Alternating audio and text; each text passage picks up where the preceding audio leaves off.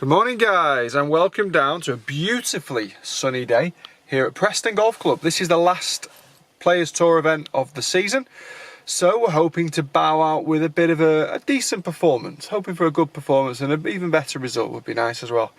Looking forward to it. Just arrived. I've got about 50 minutes till my tee time, so I'm just heading over there to the driving range. Gonna hit some balls and then head over to the putting green, which is right next to the first tee, and then we're gonna crack on. Looking forward to today, so I'll see you later on. Wow, I nearly said shit.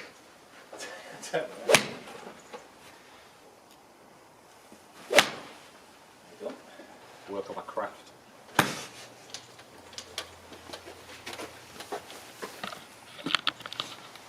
If Andy doesn't win today, I'll be shocked. Just look, really?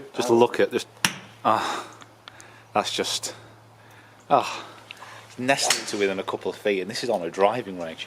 Yeah, this isn't even with proper balls. Stop it! Oh, is it the pin? Oh, he has got to play with me. That's true. I'll leave you to your practice. Let's just nestle that in there. This is cutting your head off, by the way. It's fine. It's the worst part of it. That is. I've got it in now. Oh, you're beautifully framed. Oh. I'm just trying to save them once. You're getting me excited.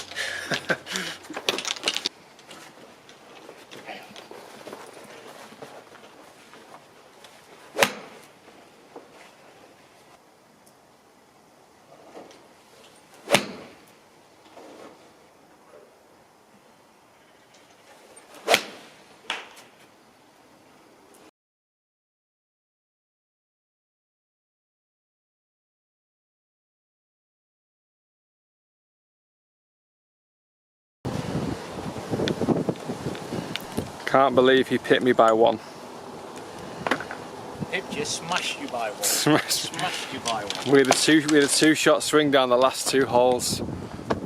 Because you birdied 17, I parred it, and then I bogeyed 18 and you parred it. I gotta be honest, when I got to that point, I was like, you know what? Something needs to come from today. If I can beat Carl, I'll sleep a little bit easier. Gutted. I'll tell you what though, 6 under 5 under, pretty good. Yep. That's the one. Right guys, analysis coming later on. Well, actually no, in about 2 seconds. For me it's coming later on. On this video it's actually coming in about 2 seconds. Just have an hour and a half now. Just blank screen and you travelling. Perfect. I'll play in real time my journey home. Via the garage for my flat tyre. I think people, you know what, frighteningly, I think some people would watch that as well. I'd watch it. Well, I would. You'd have to, you'd be edited. So guys, here we are, we're back in my living room, and it's the day after. Yesterday I played Preston Golf Club, so I've had a bit of chance to kind of sit down, work through my game golf stats as well. It's always good to kind of go through that after the round. I can kind of look back on a few shots and say, that was a nice birdie, that was a really stupid bogey, that was a poor shot but good recovery. So yeah, I enjoy kind of having to look back, and I actually enjoy doing this as well quite a lot because it gives me a chance to kind of say out loud what was good and what was bad. So I really do enjoy doing these, so hopefully you guys do too. I'm just going to talk you through a few holes for today, and then towards the end we're going to talk about the good and the bad of the season, and goals and aspirations for 2017. First off, yesterday, 3 over par at Preston Golf Club. I genuinely went into that feeling pretty good, feeling like I could probably get a couple under around there, 2 or 3 under maybe around there, because I know it's a difficult golf course, but I also feel like there's a lot of birdie chances out there, and my game felt like it was in good enough shape. And it did kind of start off that way. I mean, the first hole was a par 3 and I knocked it into around about 10 foot off the tee and missed. So, a bit of a disappointment, but no problem. Walking to the second, which was quite an easy-ish, well, obviously not, par 4, and I hit a bad tee shot, went left, made bogey. Then even just coming up the next couple of holes, I made a really unbelievable drive down 3, great wedge, great 9-iron onto the green about 10 feet again and missed. So I'm kind of feeling like I'm 2 over through 3, which is a bit, sorry, 1 over through 3, which felt a bit harsh. Got onto the 4th, hit a bit of a wonky, not a great drive, but I was okay. I still had a wedge into the green. Massively downwind, and the ball landed pretty much on the flag, but the downwind takes the backspin momentum off the ball. I ended about 40 feet past, so I actually 3-putted that. And to throw my excuses out there quite early on, they had just, I know that speaking to our playing partners who played last week, the week before, they had just kind of scarified and hollow timed the greens. They weren't perfect on that day, and they were just starting to recover. We probably could have done with playing this another 2 or 3 days later, obviously had the weather been dry. So on the return putt, which was about 5 feet coming back for par, it kind of got into one of those slits and it just stayed there. And when I put my ball down, I looked at this slit and I said to my playing partner, I said, this is going to go 2 ways. It's either going to break or it's going to stay in this slit and go past. And the latter happened. So yeah, that was disappointing. And then I kind of followed that disappointment up with another bogey. So I'm 3 over through 5 holes, and it's a game of nearlies. You could have made 2 birdies and 2 bogeys, been level, been frustrated, but still level par. Instead, you've kind of missed the birdie chances and then made bogey, so it just compounds the bad misfortune. So that was quite tough to take. But we got to the next hole, which is a short par 5. It's a 485-yard par 5, kind of downwind and off the left. So I bombed the drive straight down the middle. I had 170 into the flag, and at first I pulled a wedge out, and I just thought, you know what, just take a little bit more into this. So I pulled the 9-iron out then, but I didn't hit it full. I hit it I hit it full actually. No, I hit it pretty full, and it was finished about 10 yards short of the green. I kind of, in reflection, thought maybe it probably was a little bit more off the left rather than so much downwind. But I mean, it still carried around about 160, 165, but just needed that extra 10. Relatively decent chip on, left myself about a 5-footer for birdie, but it was downhill right to left, so I left it in the wrong place, made par, and I followed the next par 5 up as well with a par, which back-to-back par 5s, you've got to be thinking. I jokingly said, eagle, let's get this to 1 under par, but par, onto the really tricky par 3, missed the green, short-sided myself, but played a really good chip, made par again. So I'm still 3 over and feeling okay. I remember again turning to my playing hand and said, I'm 3 over par, but I've hit the ball quite well today. I've hit the ball, I'm pretty happy with the way I've hit the ball. And that's unusual because the last few events, I felt like I've not really struck it very well and I've scored better. So I had new irons in the bag, and can I blame that? Not at all. I knew my yardages, I've been practicing leading up to it, and yeah, I knew the ball was going further, and to be honest with you, I felt like I did quite well to commit to it. There's a couple of 200-yard approach shots or 200-yard par 3s, and I committed with my 6-iron. It was plenty of club, so I'm comfortable that my distances were good. Personally just didn't execute the shots well enough. The 9th hole was the one really for me that was just really scrappy, really bad. It's on another day, if there's slightly downwind, you could probably get close. You could probably nearly drive it. So it wasn't. It was more kind of into and off the left. So I pulled out the 2-iron, and it was one of them. I stood on the tee thinking, if I really button this now, I'm going to find that water hazard. So I kind of quit on it. And when I quit on it, I block it because I don't fully complete through impact. And I found the water because the water kind of comes round the right side. So the further right you go, the more you bring the water into play. Just a small stream, but hey ho, that's where the ball goes. And I made bogey up there. So I got to the turn. I'm 4 over through 9 holes, and playing with a really good mate of mine, Peter Finch, and marking his scorecard. So I knew what was going on. It's interesting when you're playing with a friend, because do you concentrate more because you're so desperate to beat them, or do you just relax and chat and just enjoy the day? And to be honest with you, me personally, I do the second. I'm not the type of guy that's really hung up and really that bothered if my mates beat me or I beat them. I do approach a tournament desperately wanting to win it, but when I get into a relaxed environment, I kind of relax. I lose that little bit of intensity, which can affect my decision making sometimes. So I'd be first to admit that. But Finchy was 1 over through 9, I was 4, so I'm 3 behind, and I'm still quite confident that I can catch him. I would go out and I would expect to beat any golfer that I play against. But I think every golfer's got to feel that way. Otherwise, there's no point going out and actually competing. So I would go out and I expect to beat Finchy, beat anybody else that's out there, and hopefully they would all go out and expect to beat me and beat everyone else that's playing, because we're competing at the end of the day. So that was it was kind of a nice cushion to think, right, I'm 3 behind him. I need to catch him, and then I need to go a couple of shots better. So I'm already starting to think about my score, which is sometimes good, because then it makes me think about what I need to do, where I need to be. So I start to become a little bit more aggressive. Hit a nice 3-wood and a wedge on to 10, missed the putt, made par. One up to 11, which it was downwind. It's a 350-yard par 4. So in my mind, it's downwind.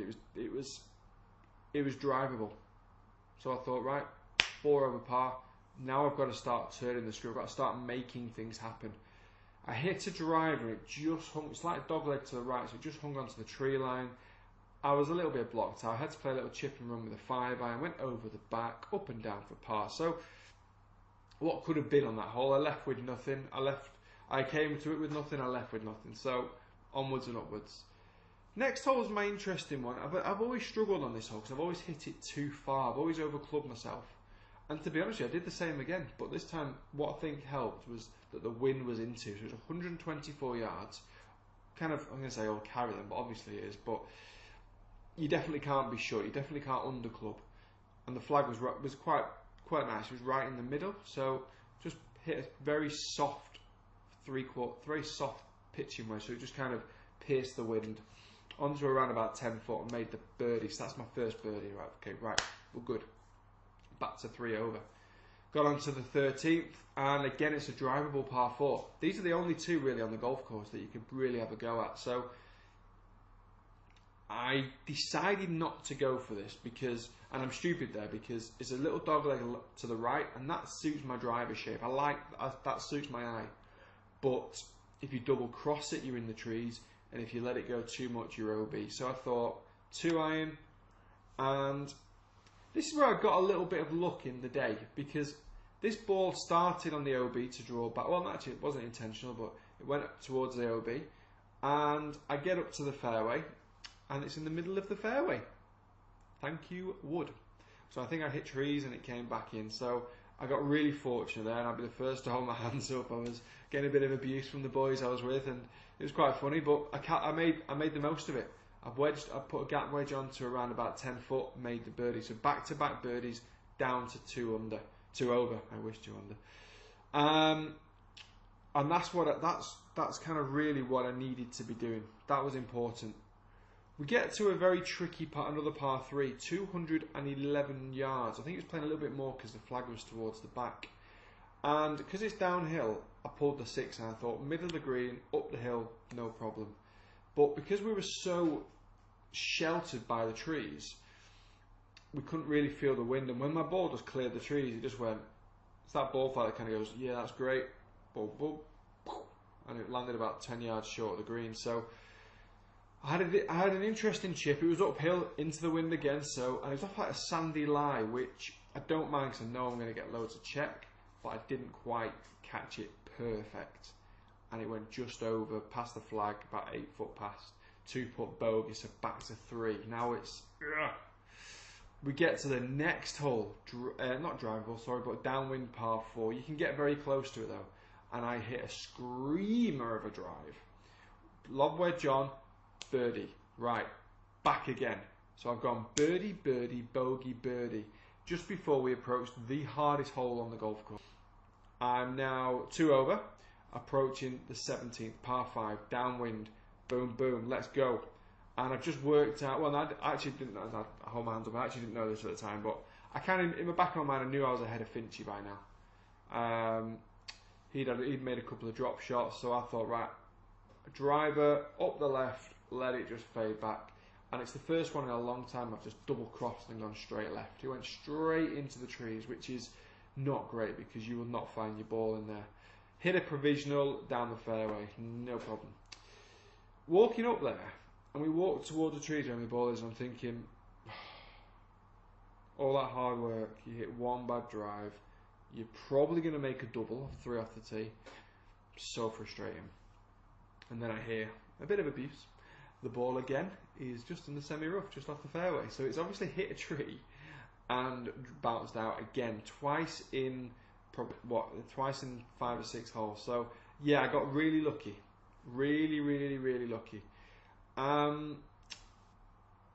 That's probably a big thank you to Callaway Chrome Soft Golf Balls. They love the wood. Straight out. Boom. Perfect. And laid up with a 7-iron, a bit too far back. Laid up with a 7-iron, left myself nice yardage, 75 yards in. But this flag ditch. And I'm here. So I'm going straight over. There's literally no room to work with. But again, I've got nothing to lose. I'm 2 over par. It's not a great score. It's not going to win me anything. That's my mindset. And that allows me to be aggressive. And I wasn't. It just cleared the water, but it was just right edge of the green. Had I been 2 yards further on, because I know that green quite well, it shapes in towards a flag from that angle, because I've been there before by mistake. So had I hit that ball 2 yards further, it would have spun and it would have moved down the slope, but it didn't. It caught the kind of fringe fairway, so it kind of stayed as it was, which is a bit gutting. But a 2-putted, made par, and up 18. This was pretty heartbreaking. I never hit driver off 18 at Preston Golf Club. It's the first time I've ever hit driver off, because the wind was into my face, and it becomes a long hole. It's 385, so it's no slouch. There's out of bounds right. There's loads of rubbish on the left side. 3 wood would have left me with about 160 in, and I was being greedy now. So I wanted driver. I wanted a wedge in. The driver, I'll never forget it, because at the top of my backswing I was thinking, don't carve it. Don't carve it out of bounds. So what do? You naturally snap hook it left into the garbage, pitched out, pitched on, lipped out for par, made bogey. Doing the scores up at the end, I went, done me by 1. And he goes, I know, Finchy, done me by 1. He goes, my heart was in my mouth when that putt hit the lip. I thought, how has he done that? And I just thought I was gutted. But hey, that's golf. That's golf. That's why it's fun. I enjoyed. I came off the golf course 3 over par. Worst score in about 2 or 3 weeks on the golf course. But I enjoyed it. It was we all had a laugh. It was nice to catch up with some mates, and it'd have been nicer to have been probably 2 or 3 shots better. I would have picked up a bit of cash, and my order of merit standing would have been a little bit higher. But what can you do? That's golf, and that's why we play it, because it challenges us, and we want to come back again fighting next time round. That's the last tournament of the kind of summer season, of the golf season. So that's my last tournament as well. I go on holiday for 3 weeks in November. Well, not 3 weeks. We have a golf coaching trip in the start of November, and then I'm away for 2 weeks with the good lady. So I'm taking a bit of a break from golf. Got a couple of course vlogs coming up, but in terms of competitive golf, I'm taking a little bit of a break, and I'm going to pick it back up again in January, because my aspirations for next year, I want to play a couple of Euro Pro Tour events. Euro Pro Tour is 2 tours below the European Tour, and I want to play in them because there's always been something at the back of my mind, in my heart, that said you never really gave it a go. You never really tried to make it at the highest level or a really high level. You never really put yourself against those guys. Final Open qualifying was my taste. That was the first taste where I looked around and I thought, I belong here. No one's hitting the ball better than me. No one's hitting the ball further. Well, not many people are hitting the ball further than me. No one puts better than me, really. No one okay, maybe a few people chip better than me and wedge better than me, but that's my weakness. So my aspiration for next year is to